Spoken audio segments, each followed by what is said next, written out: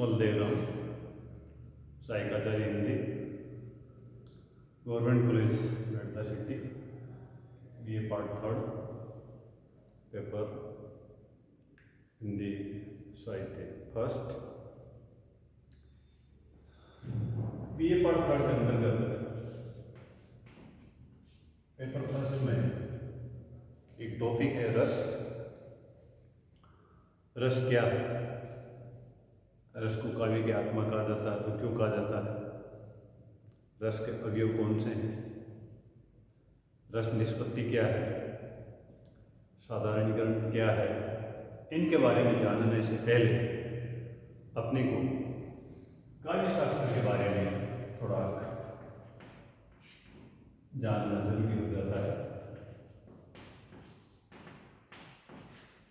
काव्य शास्त्र को समीक्षा शास्त्र भी कहा जाता है।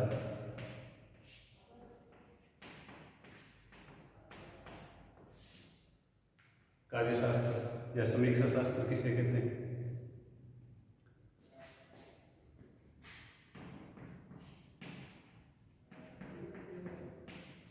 साहित्य की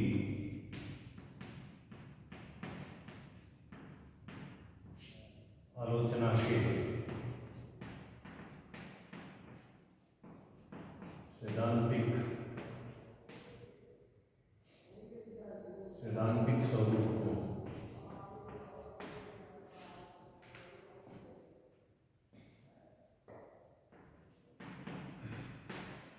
काव्य शास्त्र नाम से जाना जाता है।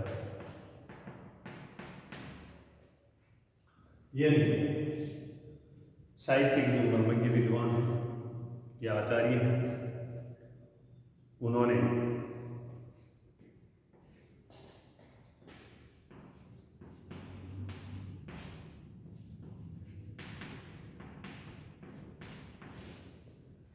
इन दोनों ने पूर्ववर्ती जो साहित्य था उस पूर्ववर्ती साहित्य के आधार पे काव्य का स्वरूप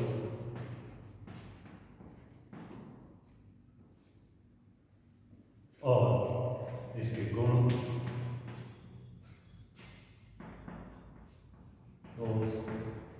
अंग आदि का बराबर अंकन करते हुए कुछ सिद्धांत या लक्षण निर्धारित किए।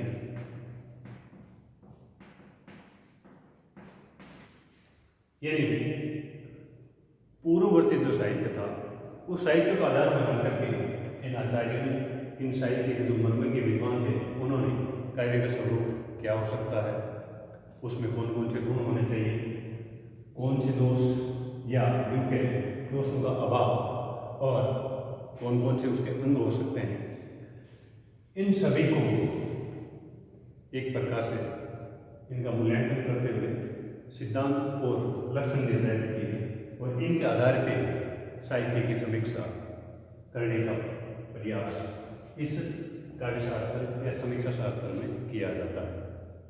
अब बात आती है कि जब ये सिद्धांत स्थापित कर लिए जाते हैं तो इसका लाभ या फायदा क्या है? तो जैसे ये सिद्धांत स्थापित किया जाता है, इसका दोहरा फायदा एक पाठक के लिए होता है और दूसरा कवि या साहित्यकार के लिए। पाठक के लिए क्या फायदा होता है? पाठक के लिए इस साहित्य के स्वरूप को समझने में उसको थोड़ी बहुत सहूलियत महसूस होती है और पाठक की इसके बारे में एनालिसिस करने की, पढ़ने की, इसके बारे में जानने की दृष्टि विकसित होती है।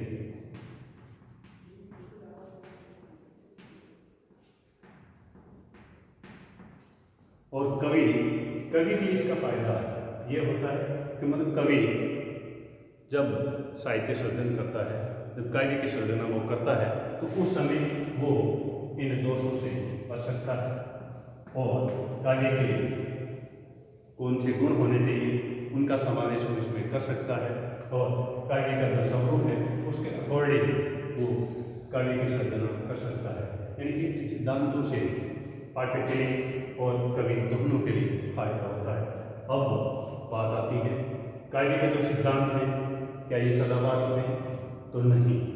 काव्य का स्वरूप जैसे जैसे बदलता है, वो बदलता भी कैसे कि साहित्य समाज का दर्पण होता है, लेकिन समाज वैसे देखा जाए तो परिवर्तन प्रकृति का नियम है, तो साहित्य के स्वरूप में भी परिवर्तन होता रहता है, क्योंकि प्रकृति में परिवर्तन लगातार होता रहता है। जब सामाजिक, आर्थिक, राजनीतिक यानी हर दृष्टिकोण से जब समाज में परिवर्तन होता है तो निश्चित रूप से साहित्य के स्वरूप में भी परिवर्तन होता है। तब ये पुराने सिद्धांतों के आधार पर काव्य का मूल्यांकन करना क्या उचित होगा? मेरे हिसाब से ये उचित तो नहीं होगा, लेकिन अपन इन सिद्धांतों को एक सिरे से खारिज भी नहीं कर सकते, क्योंकि सत्य और शिवम और सुंदरम यानी ये कभी भी ऐसे मूल्य हैं जो कभी भी या कभी भी इनके ऊपर किसी प्रकार का भले लगने की गुंजाइश कम रहती है। तो ये जरूर है कि साहित्य के जो सिद्धांत हैं जिस समय बने थे उसमें धीरे धीरे जैसे जैसे समय में परिवर्तन होता है वैसे वैसे इनके स्वरूप में भी परिवर्तन होना चाहिए, और इसी आधार पर यदि कार्य का मूल्यांकन किया जाए तो निश्चित रूप से बेहतर परिणाम अपने सामने आ सकते हैं। जैसे मान लीजिए साकेत है, कुरुक्षेत्र है, कामायनी है, ये तीनों जो महाकाव्य लिखे गए थे या रचे गए थे, तो इन तीनों महाकाव्यों की जब रचना है उस समय की परिस्थितियां अलग अलग थी। अलग अलग परिस्थितियों के अनुसार यदि देखा जाए तो ये सिद्धांत तीनों काव्यों की जो परिस्थितियां थी या तीनों काव्यों का जो समय था उसके अकॉर्डिंग इनमें चेंज जरूरी था, और उसी आधार पर या यूं के इन दोनों का मूल्यांकन जो प्राचीन जो सिद्धांत है उसका आधार पर इनका मूल्यांकन किया जाए तो अपन इनका सही तरीके से मूल्यांकन नहीं कर पाएंगे। तो निश्चित रूप से काव्य के जो सिद्धांत हैं उनमें समय के साथ परिवर्तन होना भी जरूरी होता है।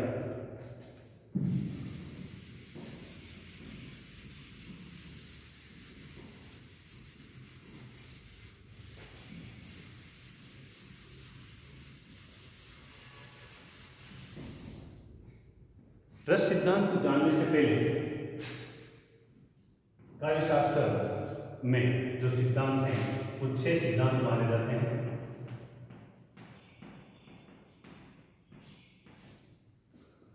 नंबर 1 अलंकार, अलंकार सिद्धांत या संप्रदाय।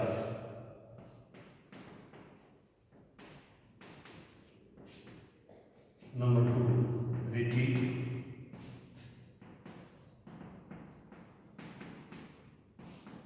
नंबर 3 ध्वनि,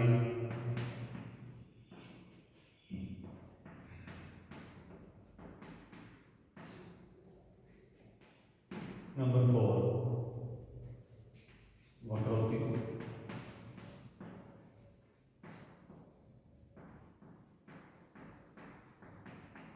वक्रोक्ति के बाद नंबर 5 औचित्य,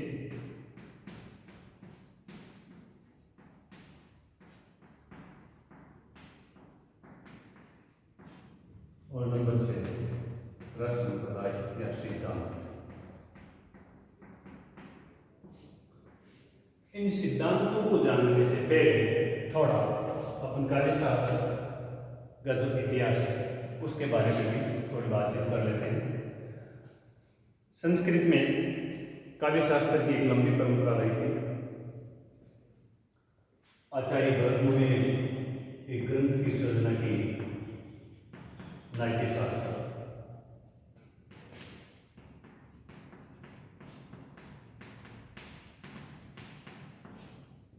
इस नाट्यशास्त्र में आचार्य भरत मुनि ने नाटक यानी नाटक को किस प्रकार से लिखा जाना चाहिए, उसका रंगमंच के ऊपर कैसे मंचन किया जाना चाहिए और किस प्रकार से इनकी आलोचना वगैरह की जानी चाहिए, इनके ऊपर इन्होंने अपनी दृष्टि डाली और काफ़ी कुछ इसके ऊपर उन्होंने लिखने का प्रयास किया। एक प्रकार से ये शुरुआती दौर इसके मतलब अपन कह सकते हैं। और इन्होंने इसमें रस को प्रधान तत्व के रूप में स्वीकार किया था और अलंकार उसमें उपमा, दीपक, रूपक और यमक इन अलंकारों के ऊपर भी इन्होंने प्रकाश डाला। तो ये एक प्रकार की इसकी शुरुआती स्टेज कही जाती है। अब अपन थोड़ा और आगे बढ़ते हैं तो ये देखने में आता है कि हिंदी साहित्य का जो इतिहास है उसको 4 भागों में बांटा गया। जो तीसरा भाग है जिसको अपन रीतिकाल, इस काल में रीति की प्रधानता थी और इसी आधार पर इसका नामकरण हुआ था रीतिकाल। तो इस रीतिकाल में भी काव्य शास्त्र यानी संस्कृत जो काव्य शास्त्र था उसके जो ग्रंथ थे उनको आधार बना करके भी काव्य शास्त्र में अपनी लेखनी चलाने वाले आचार्य इस काल में केशवदास और आधुनिक काल में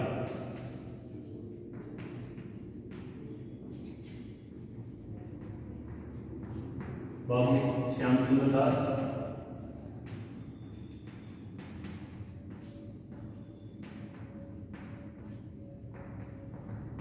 आचार्य रामचंद्र शुक्ल,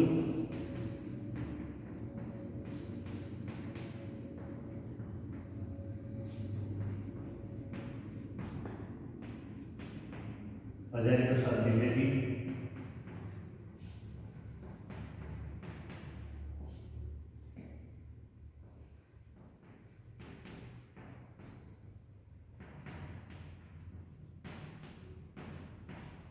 आचार्य नंदुलारी वाजपेयी,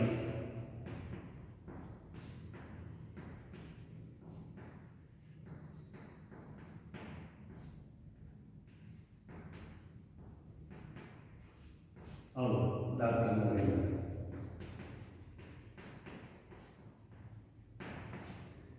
इन्होंने भी इस क्षेत्र में अपनी लेखनी चलाई और इस विद्या में 4 चांद या यूं के इस विद्या को समृद्ध करने का एक प्रयास इन लोगों ने भी किया था। अब बात इनमें यदि अपन थोड़ा देखें तो आचार्य जो रामचंद्र शुक्ल है, आलोचना वैसे जैसे आलोचना आता है तो अपन एक प्रकार से आलोचना का नाम सुनते भी देखते हैं, लेकिन आलोचना वो नहीं है। साहित्य में आलोचना वो है जो गुण और दोष इन दोनों को अलग अलग करने का काम करती है।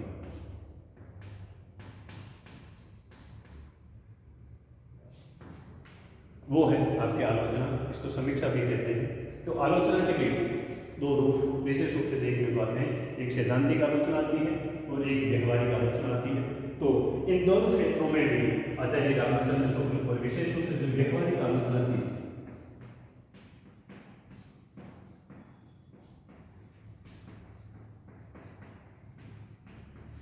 इस आलोचना के ये सिद्धहस्त आलोचक माने जाते हैं। आचार्य रामचंद्र शुक्ल सैद्धांतिक आलोचना में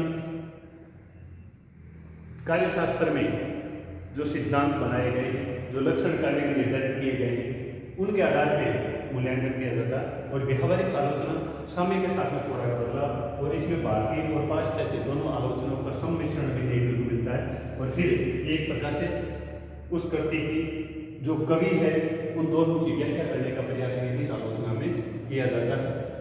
अब अपन जो रस सिद्धांत है, इस रस सिद्धांत को जानने से पहले थोड़ा इन सिद्धांतों के बारे में भी जान लेते हैं। आज थोड़ा अलंकार सिद्धांत के बारे में अध्ययन कर लेते हैं।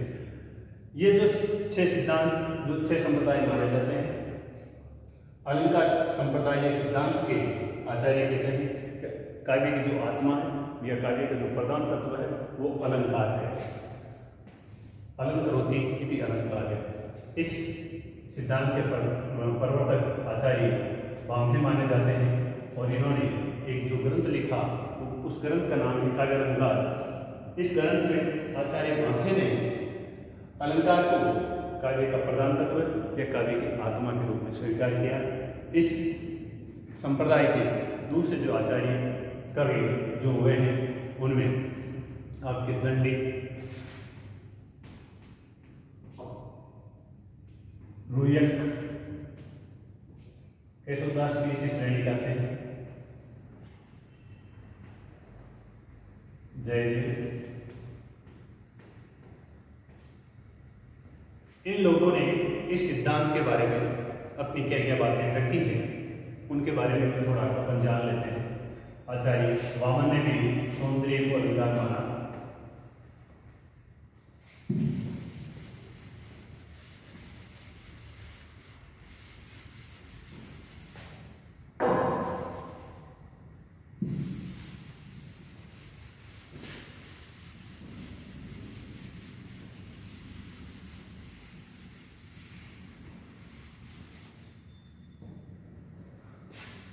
आचार्य वामन सौंदर्य,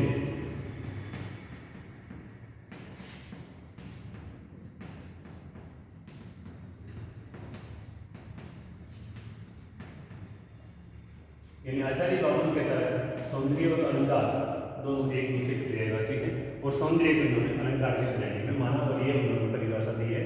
अब आता है जयदेव। जयदेव वो आचार्य था जिसने ये कहा था जिस प्रकार से अग्नि का धर्म होता उष्णता, उसी प्रकार से काव्य का जो धर्म है वो अलंकार है, यानी काव्य की जो आत्मा है वो अलंकार है। आचार्य जयदेव तो यहाँ तक कहते थे कि जो व्यक्ति काव्य को अलंकार से रहित मान लेते हैं वो इस अग्नि को उष्णता से रहित क्यों नहीं मान लेते, यानी इन्होंने खूब इस अलंकार को एक प्रकार से प्रतिस्थापित करने का या इसको सुदृढ़ आयाम देने की इन्होंने भरसक प्रयास किया था। आचार्य जयदेव, चंद्रालोक इनके ग्रंथ का नाम था। आचार्य दंडी काव्य आदर्श के ग्रंथ का नाम था। इन्होंने भी काव्य शोभाक्रांत धर्मान अलंकार प्रचक्षित थे, यानी इन्होंने भी काव्य की शोभा बढ़ाने वाले सारे तत्व वो अलंकार की श्रेणी में आते हैं। ये आचार्य दंडी का मत था। और आचार्य केशवदास इसने भी अलंकार को काव्य की आत्मा के रूप में स्वीकार करते हुए इन्होंने भी अपना मत रखा था। जत भी सुजाति सुलक्षणी सुवर्ण सरस सुवृत्त भूषण बिनु हृदय कविता वनिता बीत, यानी जिस प्रकार से कोई नायिका चाहे कितनी भी अच्छे गुण में उत्पन्न क्यों नहीं हुई हो, अच्छे गुणों से युक्त क्यों नहीं हो, चाहे वो सुंदर क्यों नहीं हो, लेकिन वो नायिका तब तक आपकी शोभा नहीं पाती जब तक वो अलंकार को या आभूषण को धारण नहीं कर लेती। उसी प्रकार से कविता रूपी जो नायिका है जब तक वो अलंकारों से सुसज्जित नहीं होती तब तक वो कविता कहलाने की हकदार नहीं होती, यानी उसका सौंदर्य बिना अलंकारों के नहीं बनता है। तो आज अपन ने काव्य शास्त्र क्या है या समीक्षा शास्त्र क्या है, अब रस इसको जानने से पहले कल इनके बारे में भी अपन अध्ययन करेंगे। और आज अलंकार समीक्षा शास्त्र इनके बारे में अध्ययन किया और कल अपने इनके बारे में अध्ययन करेंगे। धन्यवाद।